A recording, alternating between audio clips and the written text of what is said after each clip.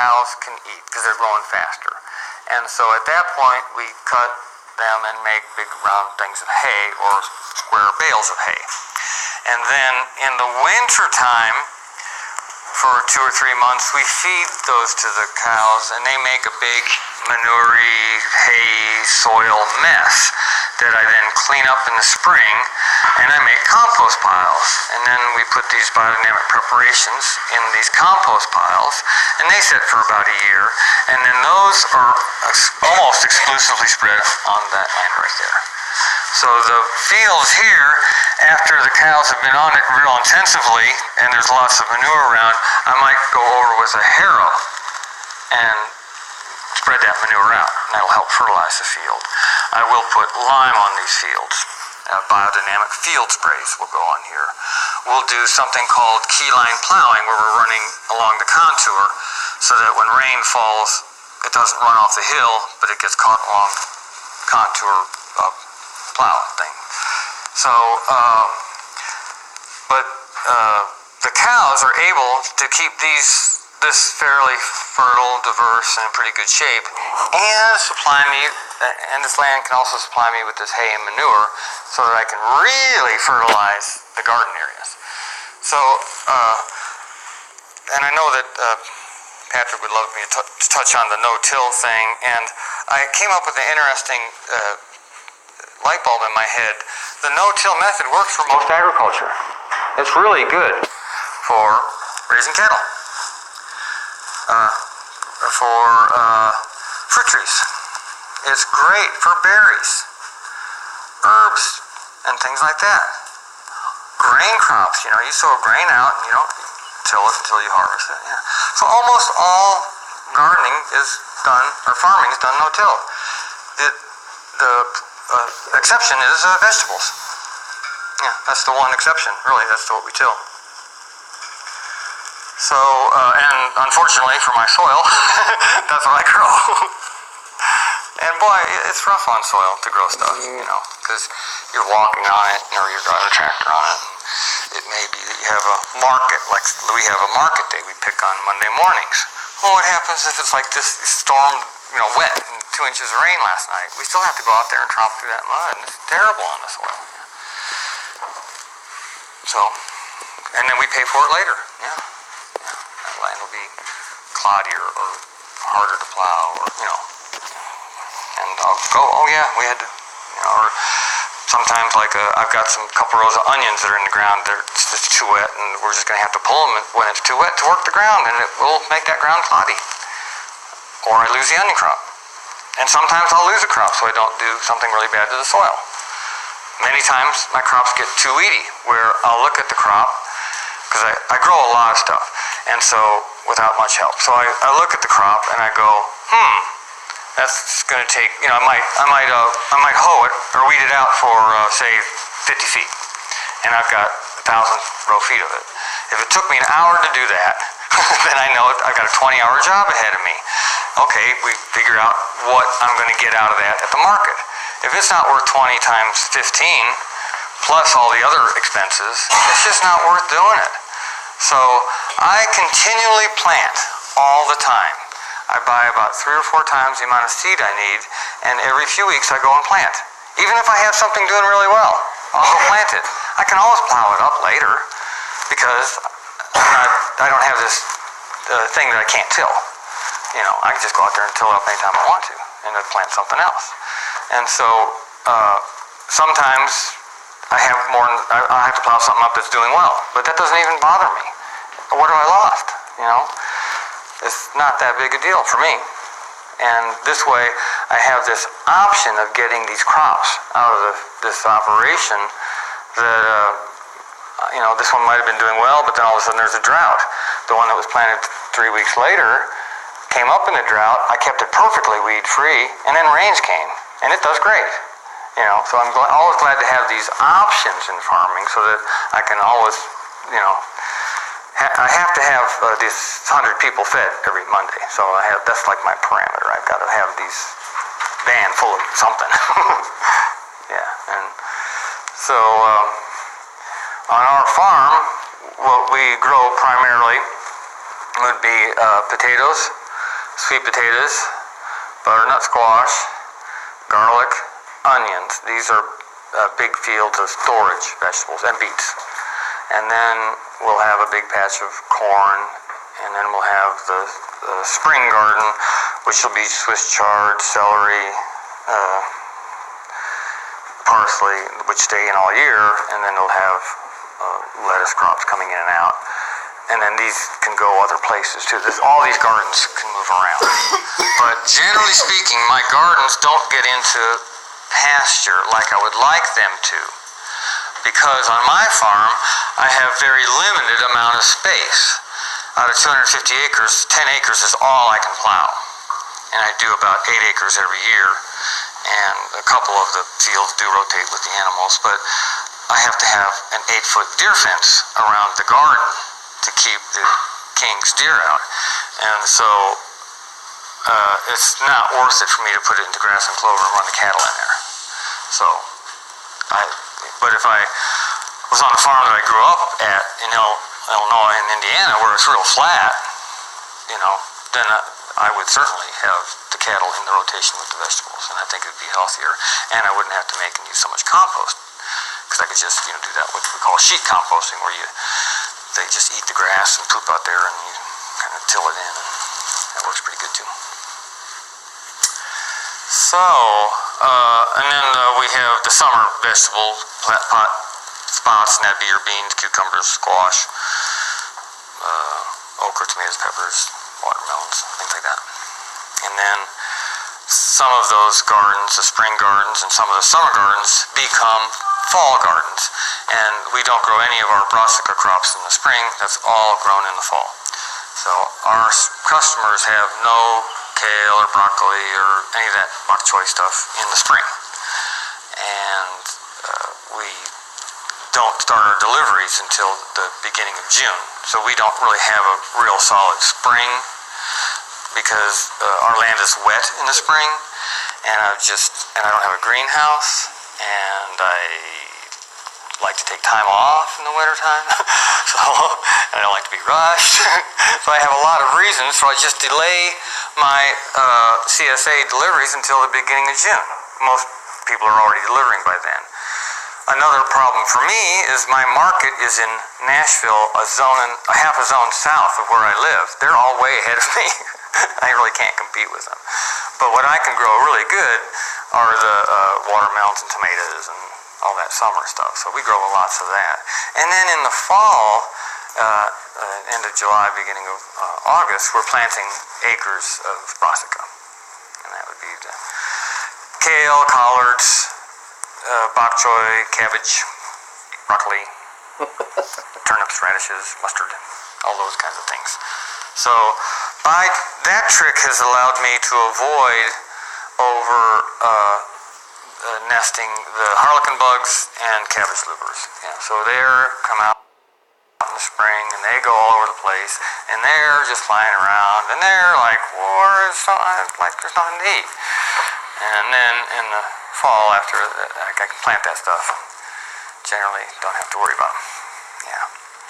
Brassicas also like soil that's more bacterial than fungal. And a lot of what I do with my preparations and my composting is I'm trying to get a lot of fungal activity. To me, the fungal activity is kind of the intelligence in this whole system.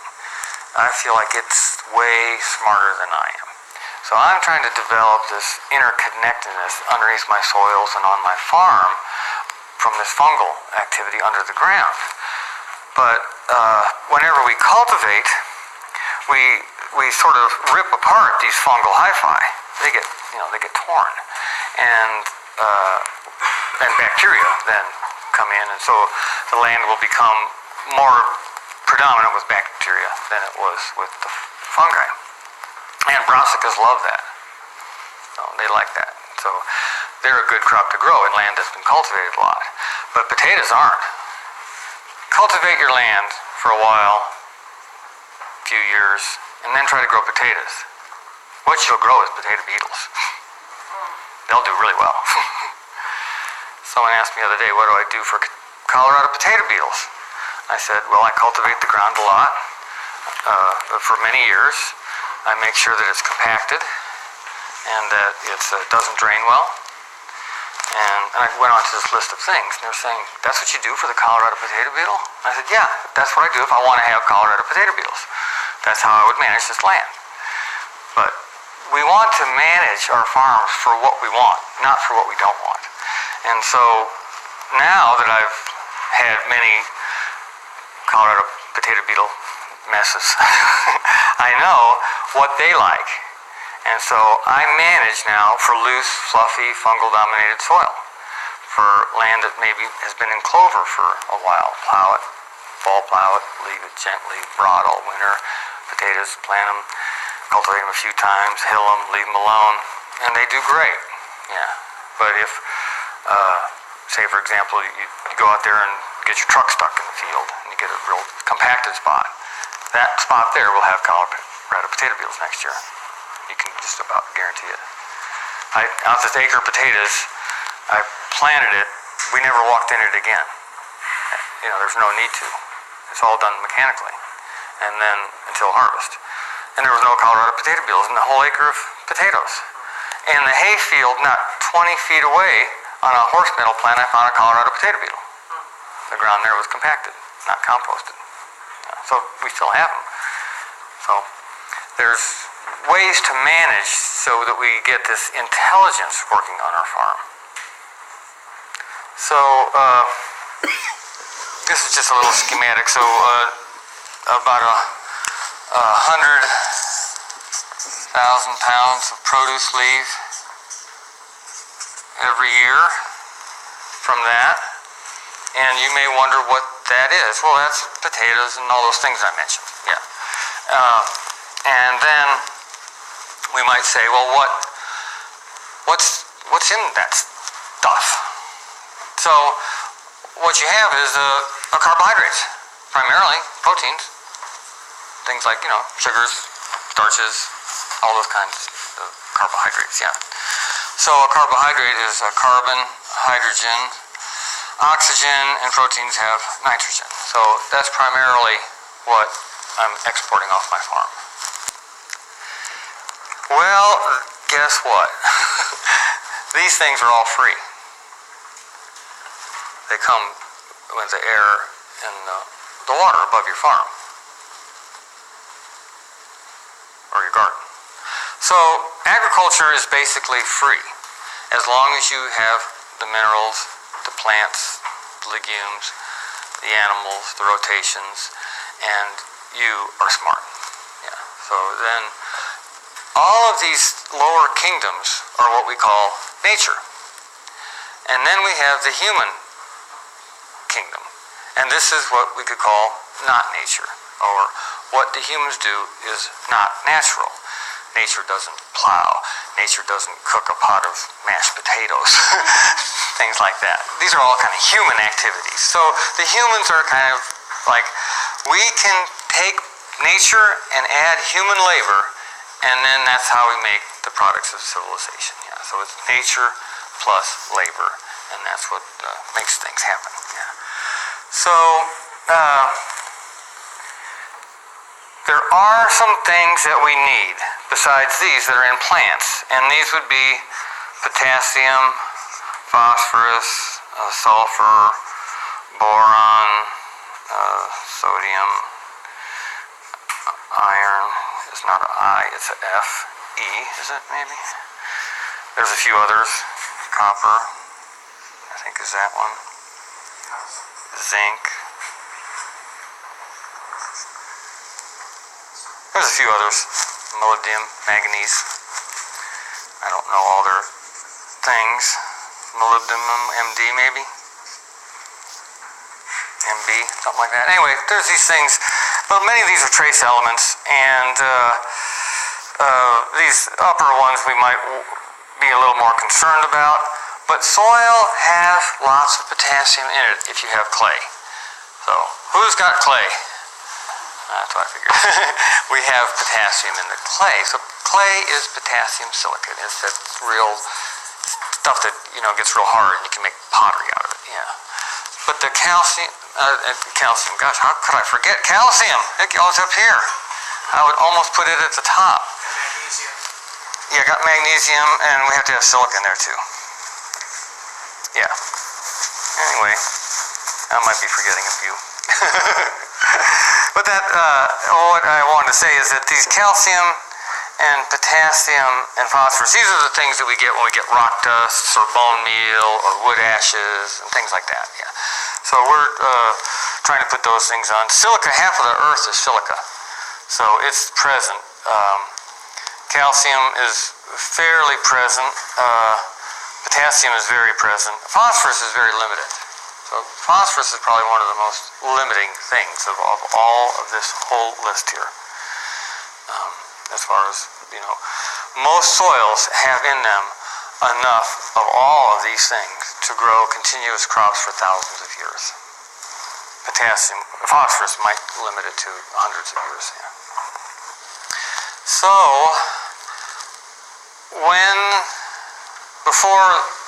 during the 1800s and before, the soil was loose and fluffy. People didn't have big machines that they were driving around compacting it. They didn't let their animals out if it was raining. If it was raining, they kept the animals in the barns and stuff.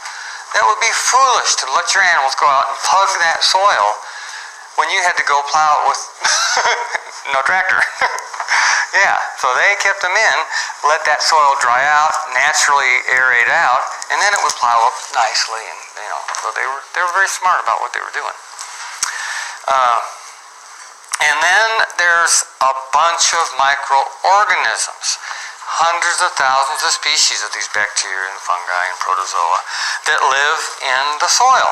And these beings in the soil then live off of what's growing on the soil, what that's putting into the soil. And so these are called root exudates. And I'll just briefly try to go through this sort of idea that as your plant is growing,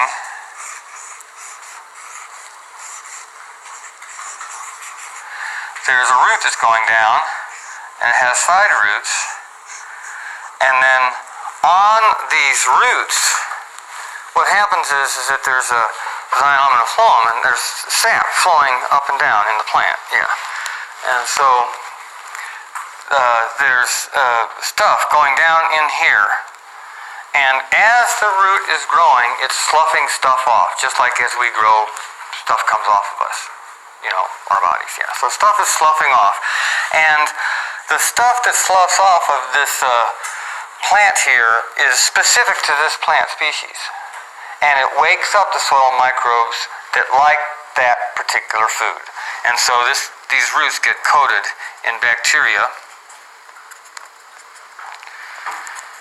and these little fungi hyphais that are reaching out into the soil.